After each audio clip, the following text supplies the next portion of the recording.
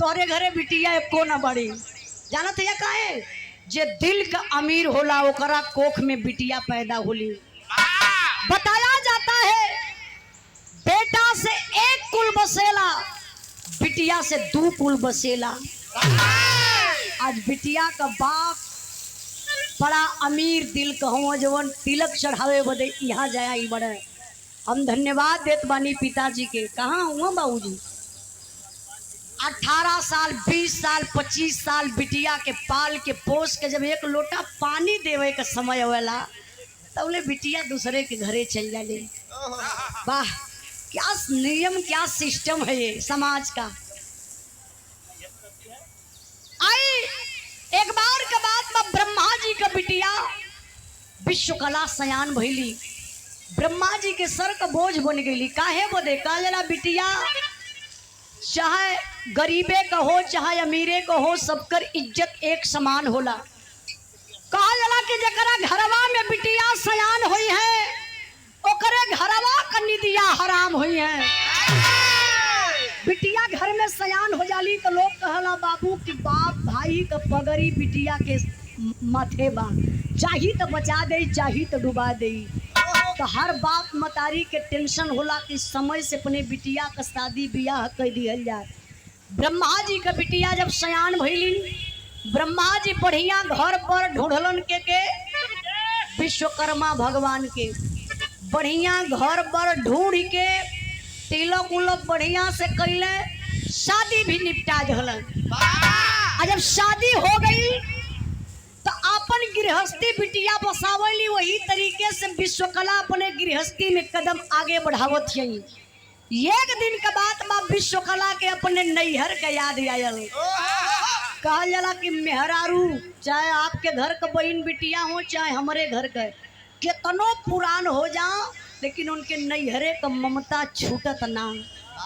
विश्वकला की याद आयल नैहर का बाबू अपने पति विश्वकर्मा भगवान से वो बात कहलिन। का कहली मास्टर साहब?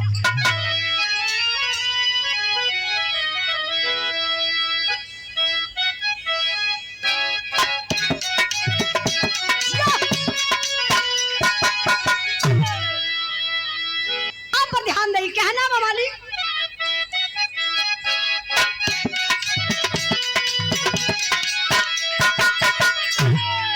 भोला प्यारा न कब हो नैहर कै गुजारिया हो नजरिया बन के परस बदरिया ना।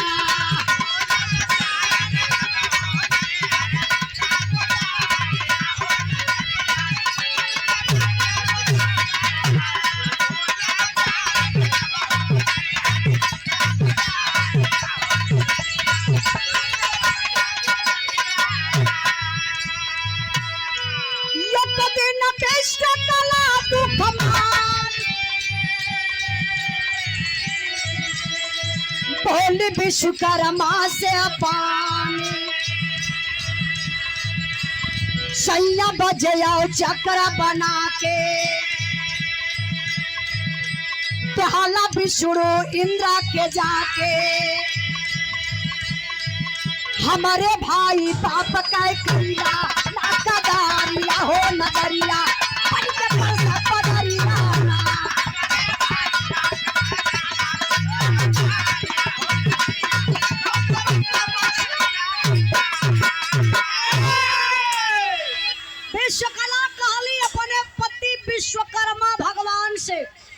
काली की कहो तू हमार पति हुआ, सुन ले बानी कि तू बहुत बड़ा कलाकार हुआ, बढ़िया बढ़िया अस्त्र शस्त्र बनावेला, हर देवी देवता के देला। बाबा एक बात बतावा, कहियो हमरहू भैयो बाबू के बारे में सोचला? हमरहू नैहरे के बारे में कबो कुछ सोचला कि ना? विश्वकर्मा भगवान का देखा मेहरारू का जात पिटीर पिटीर बोले शुरू कैली। तो के पता बा भैया बाबू के बारे में अपने जाने लू? विश्वकला कली हम ना जानब तो का तू जानबा? विश्वकर्मा भगवान तमतमाई के खड़ा भइलन, खड़ा होई के कैलन का गीत बदल गई मास्टर साहब।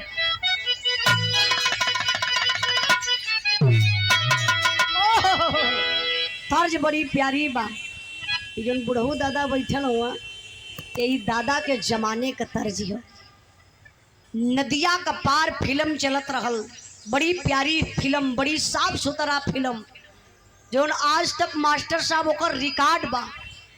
वही नदिया के पार फिल्म का गीत लगल बा। गीत बड़ी प्यारी बा। ए गीत के भाव पर सम्मान किए बड़का भैया, बड़ी प्यारी बा। तनिया बा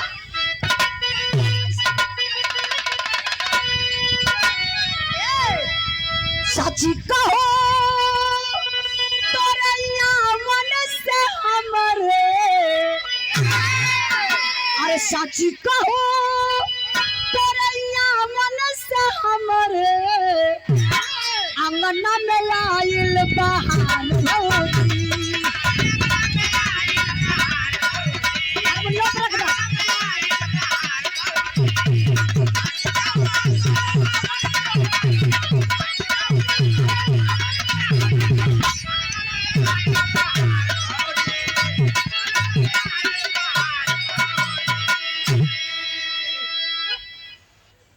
भाव बा मास्टर साहब।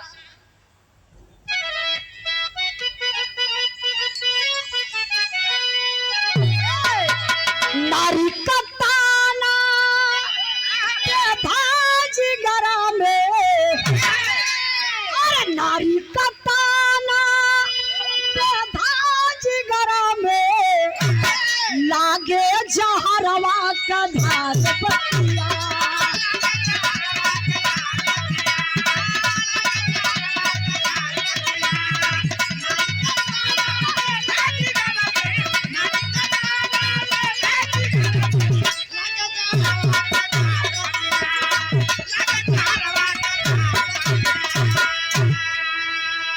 बाबू का तोहरे जानेला प्रभुताई,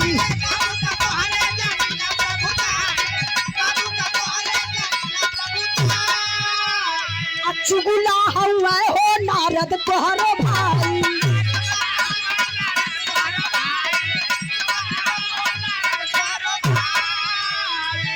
का करी है कायर का तारी है प्यारी,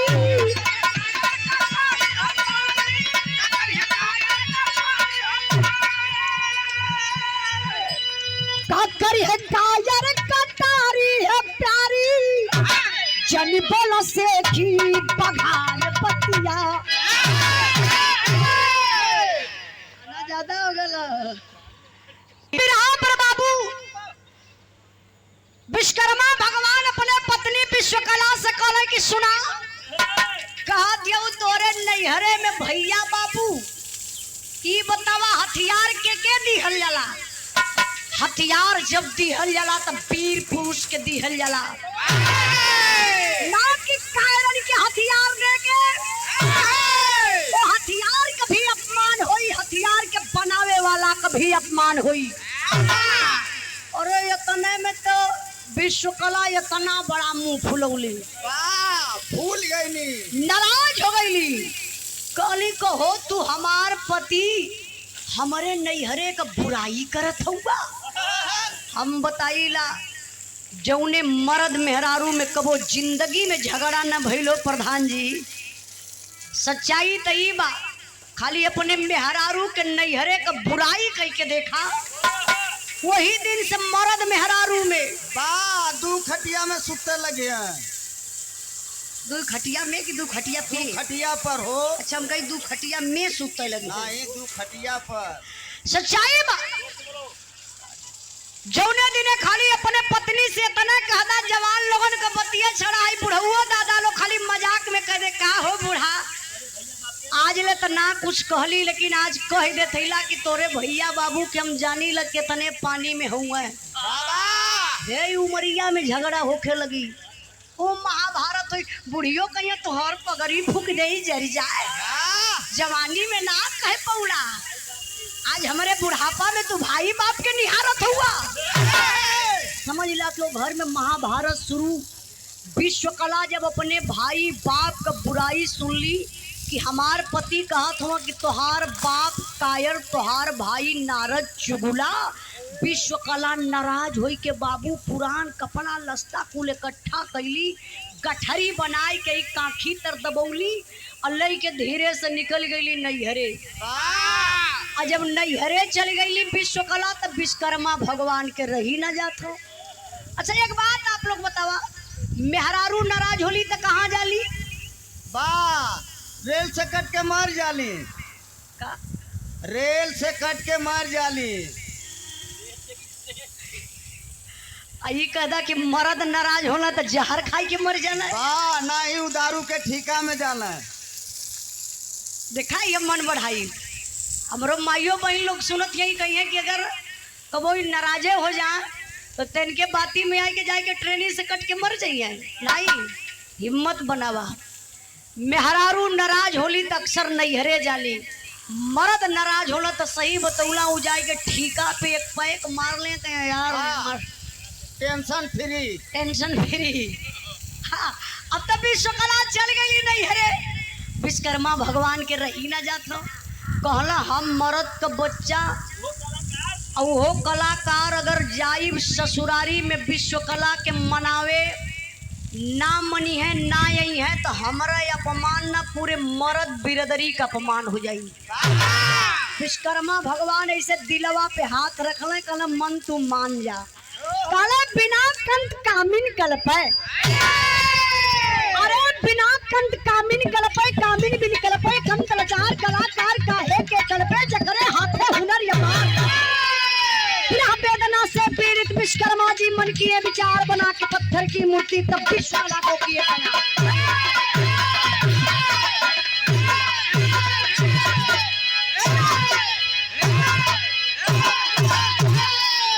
विश्वकर्मा भगवान का कलाकार हैला कलाकार। हे भैया एगो पाथर लेके अइलन, पथरा का लंबाई रहल होई 6 फीट, 2.5 फीट मोटा, 3 फीट चौड़ा। ऐसे पथरा के लोरी के रखल, सॉरी विश्वकर्मा भगवान ऐसे पथरा के रख के अब अपने उनके माइंड में चले लगल का। आप लोग जानी ल कोई चित्रकार हो, कोई मूर्तिकार हो, जब वो मूर्ति को बनाता है तो जेकर मूर्ति बनावे के रही वही का दिल दिमाग में चित्र चलत रहेला तो बहरवा निखर के आ जाला।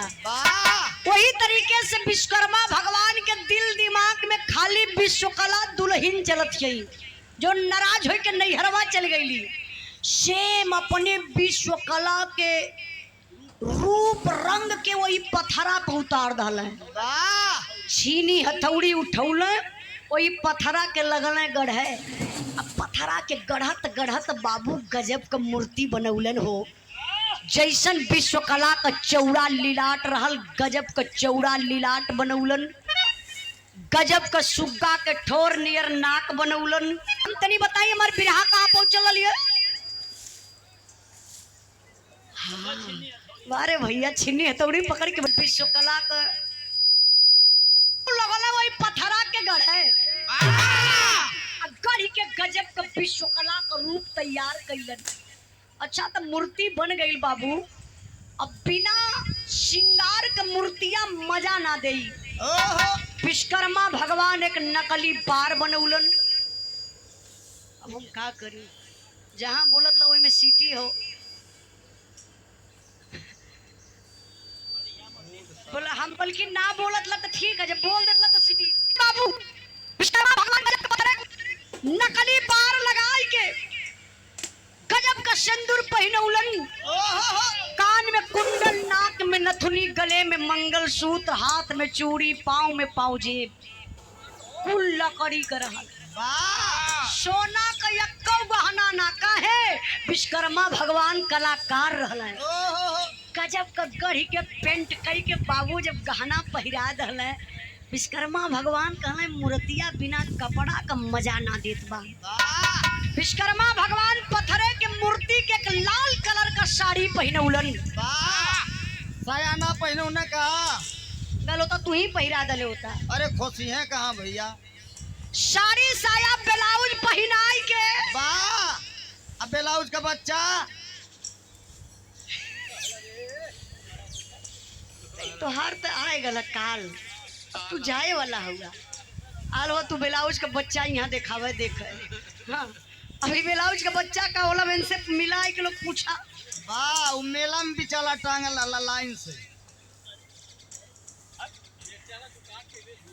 नहीं हमके लगा था बिरावा छोड़ के मेलवे में रहवे करला। ए देखिए सुरेंद्र पटेल ले जाए के वही ठीक दुआरी के सामने खड़ा कैलन। बाबा और जब दुआरी के सामने खड़ा कैलन तो पथरा के मूर्तिया के सतवा विश्वकर्मा भगवान करें का मास्टर साहब तर्ज बड़ी बढ़िया लगल बा।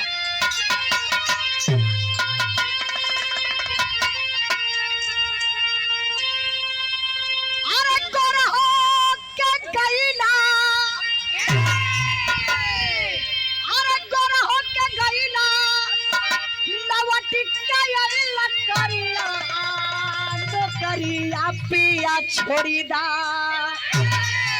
अरे नौकरिया पिया छोड़ी दा, जन जाया कोई लड़ना, नौकरिया पिया छोड़ी दा।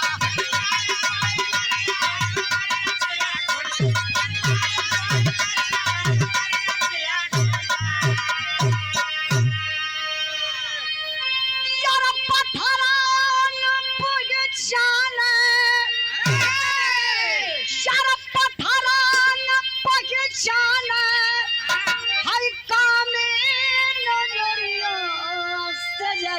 सोवई मुरहा, अरे सजरिया सोवई मुरहा, हई पानी के चदरिया मुरहा।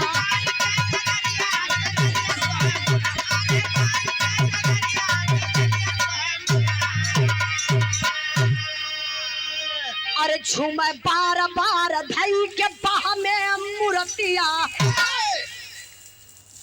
अरे झूमे बार बार धई के बाह में मूर्तिया, पल भर ना बिसरेल नाम के सिरतिया।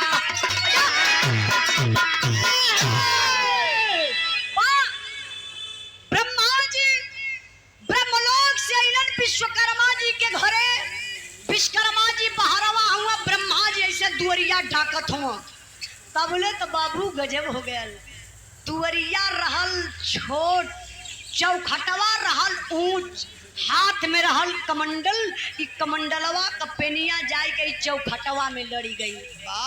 अब ब्रह्मा जी के कमंडल का पानी हलक के छलक के वही पथरा के मूर्तिया पर चल गल। गजब ही है भयल कि वो पथरा के मूर्तिया में जान पड़ गल। पथरा का मूर्तिया मेहरारू बन गई, लगल डोले बोले खाए पिए।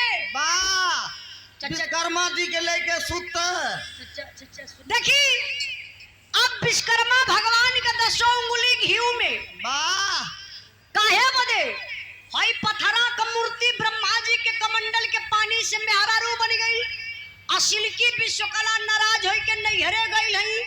धीरे धीरे समय बीतल, वही पथरा वाली के साथे अपन जिंदगी विश्वकर्मा भगवान बितावत हुए। एक दिन का बात है ये बाबू, ब्रह्मा जी अपने बेटवा नारद के बुलाए के को बात कहल कहो बेटा, हम कुछ दिन पहले का बात बतावत बानी। हम गलली दामाद के घरवा, दामाद जी बहरवा रहलन, घरवा में कौनो मेहरारू को चूड़ी बाजत रहल। बेटा जाता पता लगाए उता। इतनी बात बाबू जब नारद जी सुनलन तक कैलन का मास्टर साहब पापट कलाएंगे दा।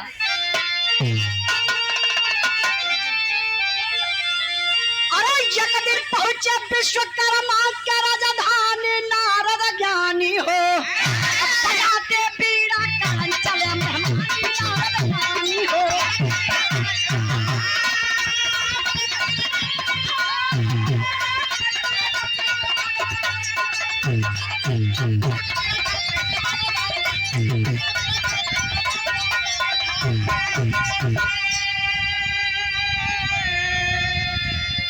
अरे खुशी खुशी से गले मिले, हंसी के बहानों इशारा।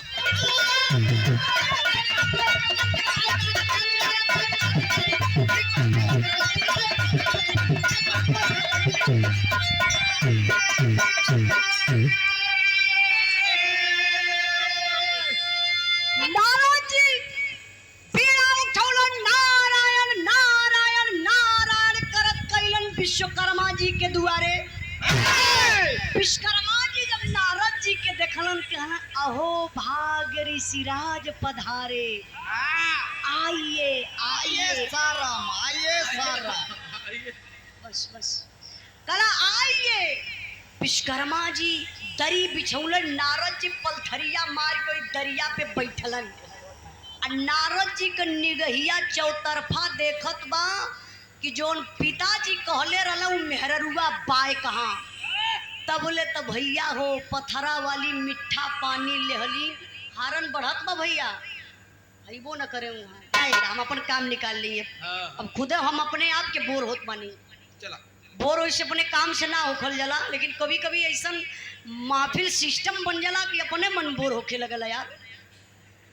आप विश्वकर्मा भगवान के कुछ पता ना है बाबू, पथरा वाली मूर्ति लियाई के, सॉरी पथरा का जो मेहरारू बनली लियाई के नारद जी के बगल में जब पानी देहली, मिठा रखली, न नारद जी के पानी पियायल न मिठा खवायल। नारद जी के मुहवा बवाए गल, कहला कहो ये बहिनिया काहे से पथरा वाली के एकदम सेम विश्वकला का रूप रंग बनौले रहलन। नारद जी कहला बहिन हम घरवा रहली तो बहिन घरे रहल है, आई कैसे पहनोई के घरे आई गई। अब नारद जी न पानी पियना न मिठा खैले, उठा लगा पीड़ा, नारायण नारायण नारायण करत का बाबू पहुंचना ब्रह्मलोक में। वही पारवा से चिल्लात हो कल रे बहिनिया गजब विश्वकला काली का भल भैया कहाँ तू नैहर संभारत क्यों। वहार देखा बहनोई दूसर मेहरारू लिया के राखी रहल। अरे बाप रे बप्पा, यही से कहा जला मेहरारू पत्थरों को सवत बर्दाश्त न करी है, चाहे वो आज का जमाना हो चाहे पहले का। अब तो रंग नंबर ना बर्दाश्त करी है। ए मास्टर साहब अच्छा, विकास के जीजा बेनिकपुर के धरती सुजानगंज से आपके तरफ से बिरहा के भाव पर 5। अब नारद जी जब गईलन, तनी कहानियां समझ ली नहीं तो टूट जाई। नारद जी जब गईले घरे अपने बहिन से कहले कि बहिनिया बहनोई दूसर में हरारू लिया के राखी लाले। अरे बाप रे बप्पा, जो न गठरी लेके विश्वकला गई हली न, फिर काखी तर दबौली, भागल भागल ऐली नैहरे से ससुरे। और जब ससुरवा में ऐली तब का होता मास्टर साहब,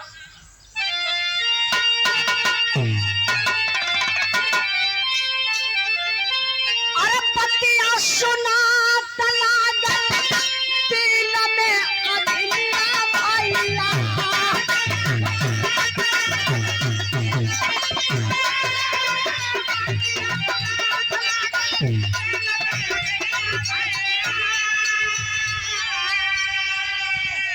कचारे कहना है वो लाइन बा, अरे पतिया सुना तलागल दिल में अग्निया भैया।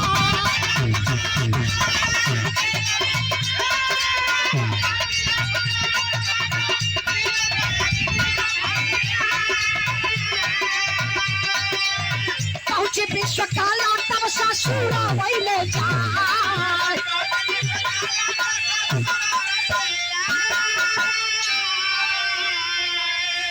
अरे बोली विश्वकला विश्व कर्म से बचनिया भैया।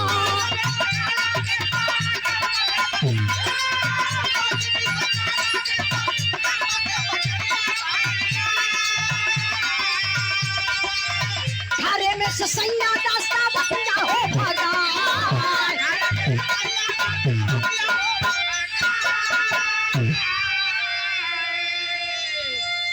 गौर करेंगे बाबू, विश्वकर्मा भगवान ऐसे दुआरे बैठ के अपन हथियार लेके गढ़त हुआ।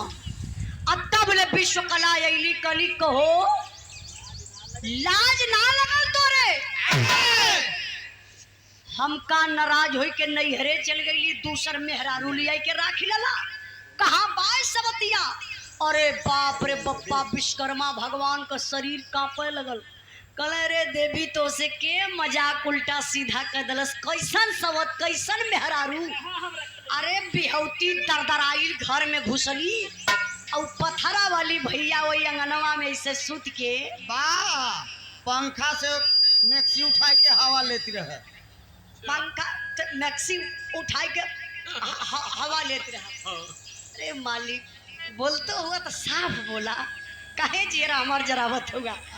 असली की विश्वकला इसे सूतल है अंगना में और स्वारी पथरा वाली तबले बनाई लहम खियाई लहम। वाह सुते खातिर मार करती त अच्छा अच्छा तो भैया इतना ना तबले असली की गाली करे सबतिया घर हमार दुआर हमार भतार हमार तय कहाँ से रे। अब तो भैया हो गल गर्मी गर्मा असली की पकड़नी हरिचंद भैया नकल की कबार पथरा वाली का अब पथरा वाली पकड़ला सा सिल्की कबार। एक मिनट और अब पकड़ के बार बाबू वही अंगना में कैली पटकी पटका तब तक विश्वकर्मा भगवान के कलेजा कांप उठल कि अब तक लगत दोनों लड़के मर जाई हैं फिर तिसरकी मेहरारू का कहाँ से व्यवस्था करबे।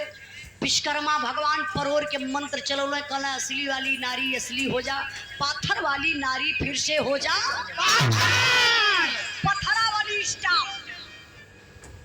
तबले असली की कहली देखा देखा सबतिया कहे मारली धक्का ऐसे पथरा वाली गिरल बाबू।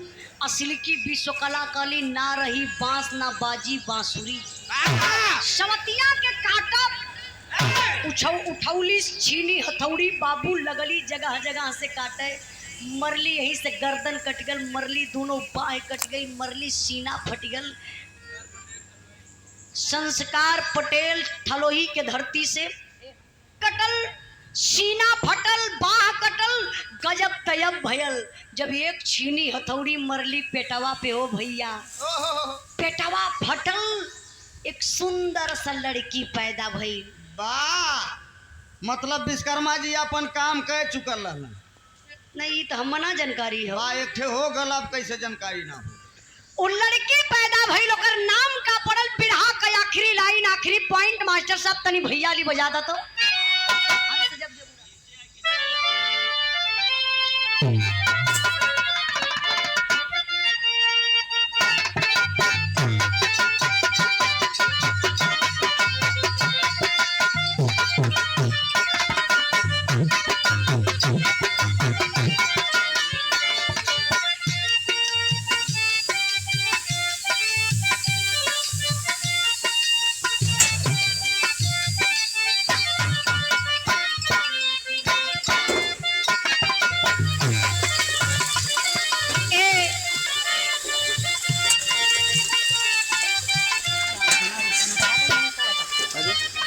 खाना कहाँ खाया था खाना थोड़ा सा खाया था यहाँ पर आके बस खाया इतने सफर के बाद कहाँ खाना खाया जाता है।